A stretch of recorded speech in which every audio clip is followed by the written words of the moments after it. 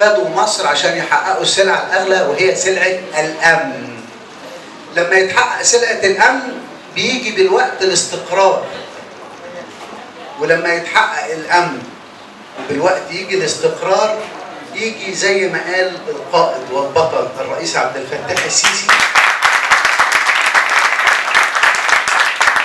يجي ايه؟ يجي غاية الإنسانية أو غاية الوجود والإنسانية، هي السلام، أن يحيا الإنسان في سلام. معنى أن يتحقق الأمن، يتحقق الاستقرار، ونحيا في سلام، تبقى اتحققت السلعة الأغلى في الوجود وتوفرت في مصر، رغم أن كل اللي حوالينا أعتقد أن نفسهم يحققوا السلعة دي بأي ثمن مش عارفين. في 73 كانت التحديات عندنا في مصر، بنتكلم عن العبور العظيم وانتصرنا وعدينا، وكانت التحديات في الجبهة الشرقية.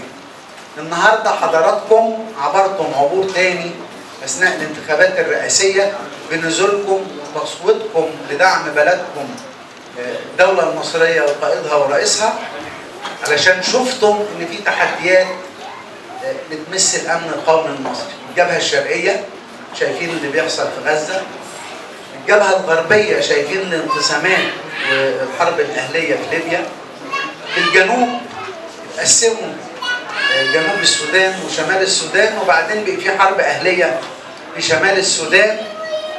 في الشمال في البحر المتوسط في نزاعات حوالين الغاز الطبيعي، وفي أساطيل دول عالمية موجودة في الشمال.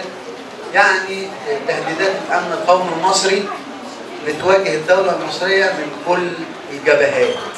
عشان كده المصريين اتحركوا وأعلنوا في حالة اصطفاف وطني كبيرة جدا دعمهم لبلدهم ورئيسهم.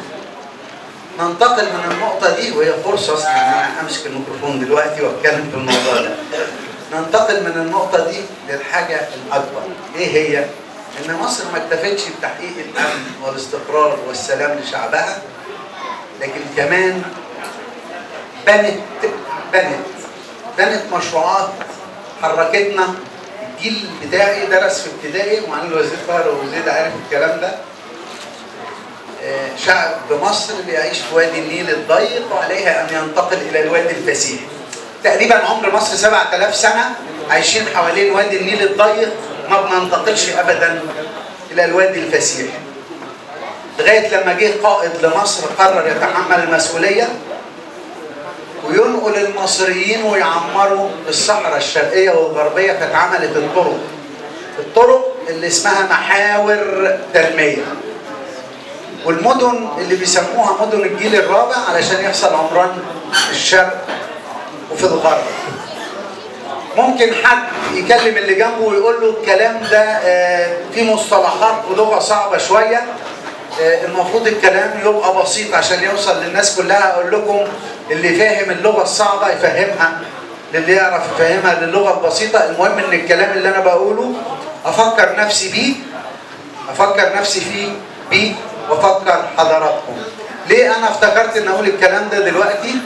افتكرت أقول الكلام دلوقتي لأني شايف في عينين اللي موجودين النهاردة، ونفس الناس اتجمعنا في أكتر من لقاء خلال الأشهر الماضية ويمكن السنوات الماضية، كنا بنشوف في عينين البعض القلق أو الحيرة أو الاضطراب أو الخوف من المستقبل، لكن النهاردة أنا شايف في عينين كل اللي موجودين نظرة فرحة وتفاؤل بالإنجازات التي تحققت أثناء الانتخابات الرئاسية، اللي أعتقد كانت فيها حالة اصطفاف وطني زي 30/6 و3/7 وتفويض السيد الرئيس عبد الفتاح السيسي في 26/7، وأعتقد أن اللي تم في الانتخابات الرئاسية الأخيرة والمسيرة التي تمت في شبرا.